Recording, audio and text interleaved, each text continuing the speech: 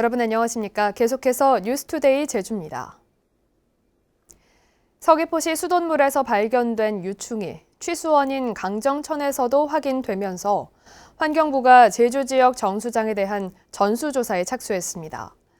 이 발견된 유충은 1차 조사 결과 깔따구류 유충이 맞는 것으로 확인됐습니다. 박성동 기자입니다. 제주시 월대천을 취수원으로 연동과 노형동 일대에 상수도를 공급하는 제주시 월산 정수장. 환경부 정밀조사반이 시료 채취 작업에 나섰습니다. 서귀포시 지역 수돗물에서 발견된 유충이 취수원인 강정천에서 확인되면서 지하수가 아닌 표층수, 즉 하천에서 물을 뽑아내는 나머지 5개 정수장을 우선 정밀조사하기로 한 겁니다. 이 가운데 강정 정수장처럼 여과율이 상대적으로 낮은 급속 여과 방식을 사용하고 있는 정수장은 어승생과 오라 2곳.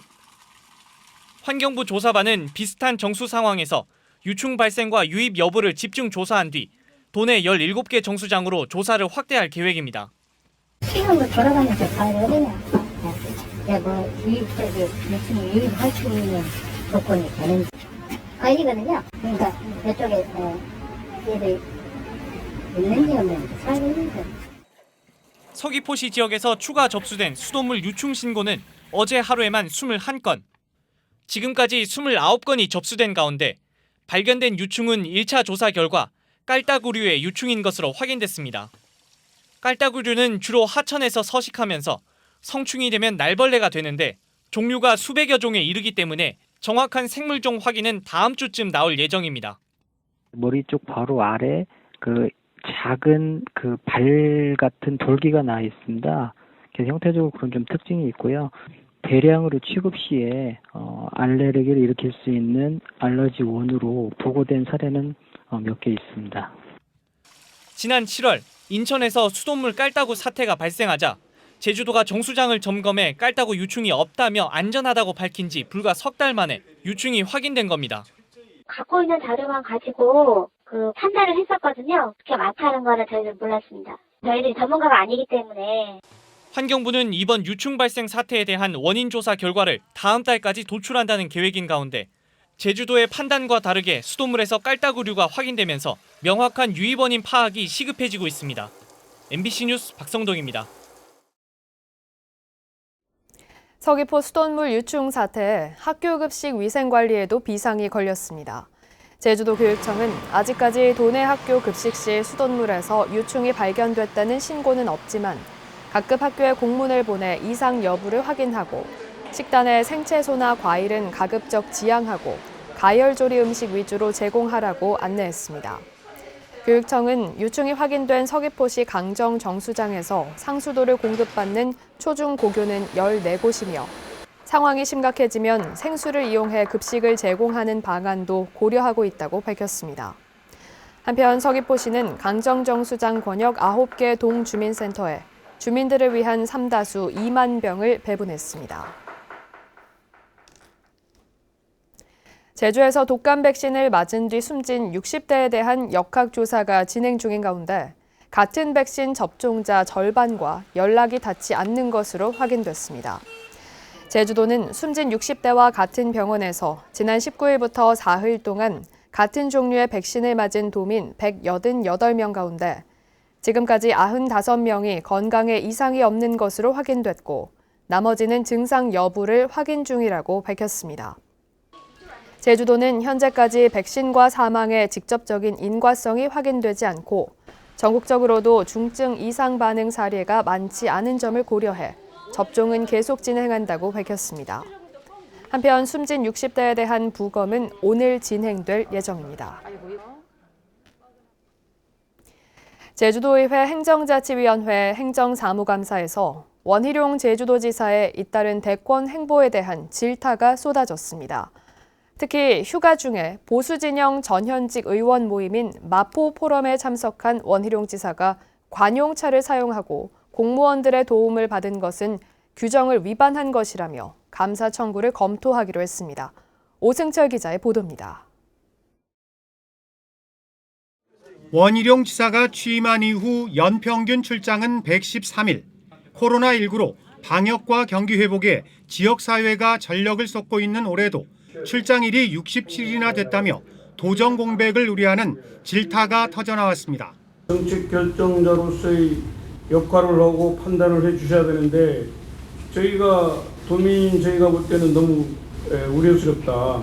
제주 현안에 대해서 너무 등한시하고 특히 행정사무감사 기간에 휴가를 받아 마포 포럼에 참석해 대권 도전 의사를 밝혔는데 이때 관용차를 쓰고 서울본부 직원들의 도움을 받은 것은 공무원 행동강령 위반이라며 특정 감사를 청구해야 한다고 날을 세웠습니다.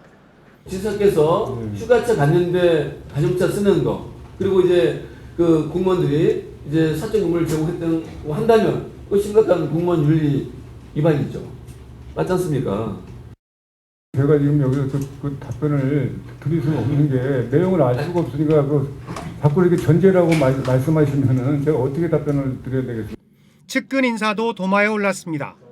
제주도청과 공기업 등에서 채용한 개방형 직위 가운데 측근이나 선거 캠프 출신이 30%를 넘어 당초 개방형 직위 취지를 무색해 한다는 겁니다.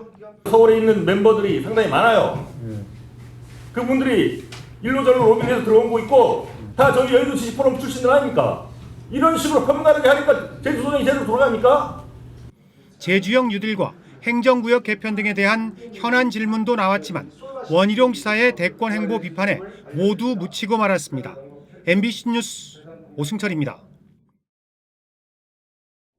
제주에너지공사가 동북 북촌 풍력발전단지 사업을 추진하면서 부과된 세금을 뒤늦게 납부해 가산세 2천여만 원을 낸 것으로 확인됐습니다.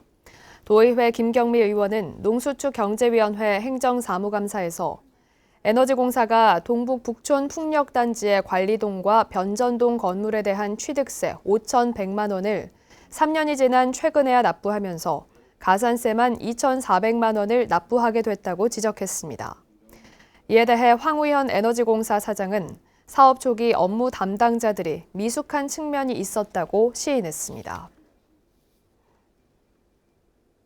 제주 최고층 건물 드림타워에서 물 사용량을 줄여서 하수 발생량을 절반가량 줄이겠다는 계획을 제주도가 허가한 것으로 확인됐습니다. 시민단체는 실현 가능성이 떨어지는 계획인데도 제주도가 건물 준공을 도와주기 위한 눈속임 대책이라며 반발하고 있습니다. 현재훈 기자가 보도합니다. 준공을 앞둔 드림타워에서 예상되는 하루 평균 하수 발생량은 5,000톤. 롯데관광개발은 드림타워 하수 발생량을 45% 줄이는 내용의 하수 처리 계획을 세웠고 제주도는 지난 6일 이를 허가했습니다. 이 계획에 따르면 하수량 5,000톤 가운데 도도하수장 처리량이 2,200톤, 중수도로 다시 이용하는 양이 1,000톤, 그리고 친수 용수로 하천에 방류하는 양은 1,700톤가량입니다. 그런데 절수기를 설치해 오수 발생량을 2,000톤 줄이게 되면 도두 하수장으로 가는 하수량은 당초 2,200톤에서 220톤으로 줄게 됩니다. 문제는 절수기를 설치해 물 사용량을 줄인다고 해서 오수 발생량을 절반 가까이나 줄일 수 있느냐는 겁니다.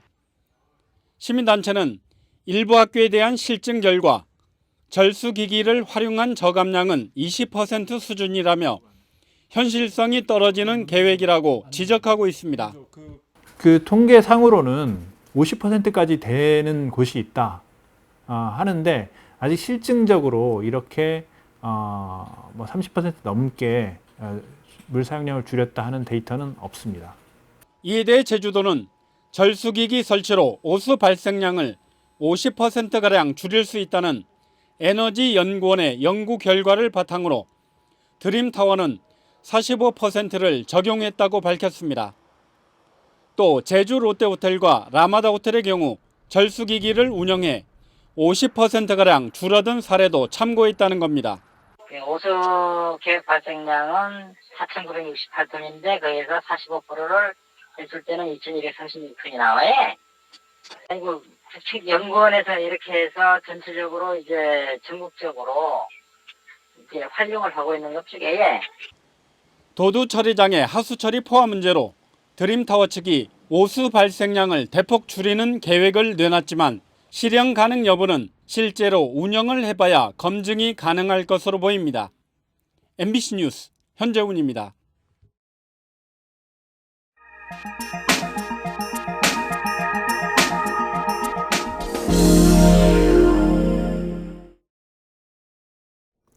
최근에는 많은 분들이 매장에 직접 찾아가거나 전화하지 않고 배달앱을 사용해 음식을 주문하고 있습니다.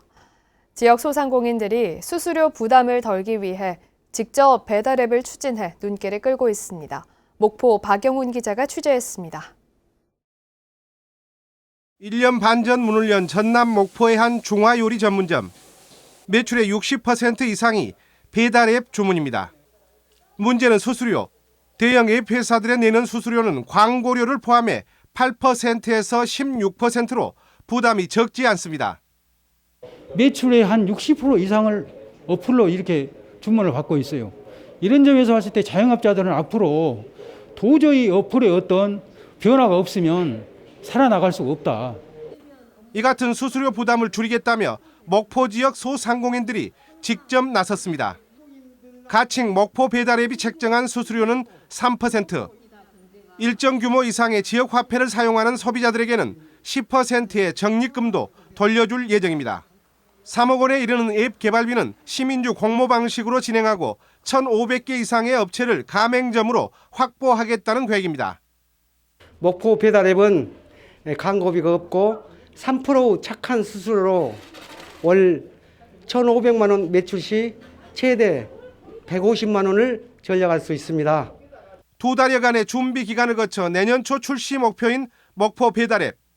소상공인과 소비자들을 모두 만족시키고 지역 배달 앱으로 안착할 수 있을지 관심이 모아지고 있습니다. MBC 뉴스 박영훈입니다.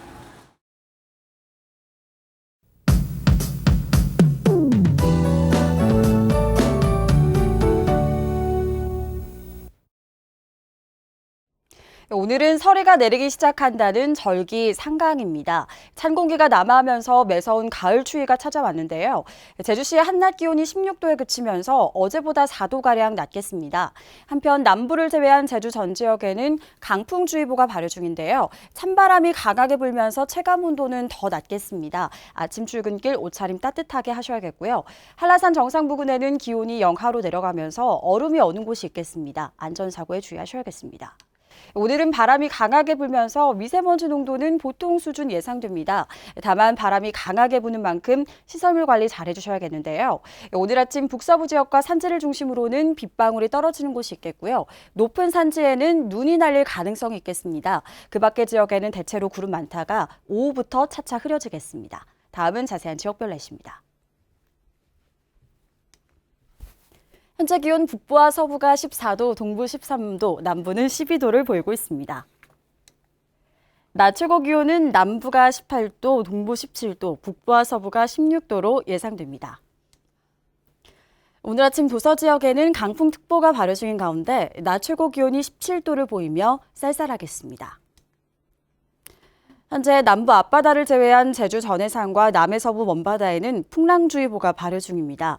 내일까지 바람이 매우 강하게 불겠고요. 물결도 최고 4m로 매우 높게 일겠습니다. 항해나 조업하는 선박은 유의하시기 바랍니다.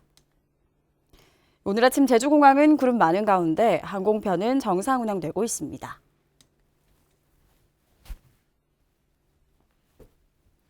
주간 날씨입니다. 당분간 맑은 날씨가 계속되겠고요. 평년보다 낮은 기온을 보이며 춥겠습니다. 날씨였습니다. 도내 한 고등학교의 교장이 교사에게 욕설을 내뱉는 등 이른바 갑질을 했다는 주장이 제기됐습니다. 전교조 제주지부에 따르면 모 고교 교사 A씨는 최근 도교육청에 교장 B씨가 자신에게 볼펜을 던지고 의자를 발로 차며 욕설을 했다며 교권 피해 신고를 접수했습니다. 전교조 제주는 교장이 일방적으로 응모한 교육청 공모 사업을 피해 교사에게 추진할 것을 종용하자 교사가 어려움을 토로하는 과정에서 벌어진 직장 내 갑질이라고 주장했습니다. 이에 대해 해당 교장은 사실과 다르다며 교사 A씨와 전교조에 대해 법적 대응하겠다고 밝혔습니다. 제주도가 코로나19 역학조사에서 거짓 진술을 한 목사 부부에게 1억 2천여만 원의 손해배상 소송을 제기했습니다. 제주 코로나19 29번과 33번 확진자인 이들 부부는 10여 차례의 역학조사에서 이동 동선을 숨겨 삼방산 온천 방문자 7명이 확진 판정을 받았고 접촉자 113명이 자가 격리됐습니다. 제주도는 이에 따른 방역비와 검사비, 확진자와 접촉자에 대한 생활지원비 등이 손해배상 청구액에 포함됐다고 밝혔습니다. 제주도는 이에 앞서 지난달 이들을 감염병 예방법 위반 등의 혐의로 경찰에 고발했습니다. 편의점에서 일을 마치고 귀가하던 여성을 살해한 피의자가 재판 과정에서 계획범행을 부인했습니다. 제주지법 제2형사부는 사체 은닉 미수 등의 혐의로 기소된 29살 강모 씨에 대한 첫 공판을 진행한 가운데 강 씨는 돈을 훔치려 했을 뿐 처음부터 살해할 생각이 없었다고 주장했습니다. 강 씨의 발언에 유족들이 격분해 발언권을 요구하면서 재판부는 다음 달 16일 2차 공판에서 유족들의 입장을 듣기로 했습니다. 강 씨는 지난 8월 30일 오후 7시쯤 제주시 오일시장 부근에서 귀가하던 30대 여성을 살해하고 휴대전화와 지갑을 훔쳐 달아난 혐의를 받고 있습니다. 제주지방법원 제2형사부는 지난 7월 제주 시내 한 호텔 10층 객실에서 불을 지른 혐의로 기소된 31살 이모 씨에게 징역 2년을 선고했습니다. 재판부는 투숙객 500여 명이 잠을 자던 새벽 시간대 대형 참사로 이어질 뻔했다며 다만 피고인이 잘못을 인정하고 큰 피해로 이어지지 않은 점을 감안해 이같이 판결했다고 밝혔습니다. 손녀 앞에서 수차례 음란 행위를 한 80대 남성에게 징역형이 선고됐습니다. 제주지법 제2형사부는 2017년 7월부터 이듬해 4월까지 3차례에 걸쳐 손녀 앞에서 음란 행위를 한 혐의 등으로 기소된 82살 오모 씨에게 징역 6년을 선고하고 법정 구속했습니다. 재판부는 피해 아동의 아버지가 선처를 바란다며 합의서를 제출했지만 정당한 합의 과정을 알 수 없다며 인정하지 않았습니다. 제주 유나이티드가 수원 FC와의 홈 경기를 앞두고 필승을 다짐했습니다. 제주 유나이티드는 온라인 미디어 데이를 열어 팬들과 소통하며 내일 열리는 경기에서 총력을 다해 반드시 승리하겠다며 강한 의지를 밝혔습니다. 제주는 현재 승점 51점으로 내일 열리는 경기에서 수원을 꺾으면 사실상 1부 리그 승격이 가능해집니다. 내일 경기는 코로나19 이후 처음으로 관중 입장이 허용됩니다. 뉴스투데이 제주를 마치겠습니다. 시청해주신 여러분 고맙습니다.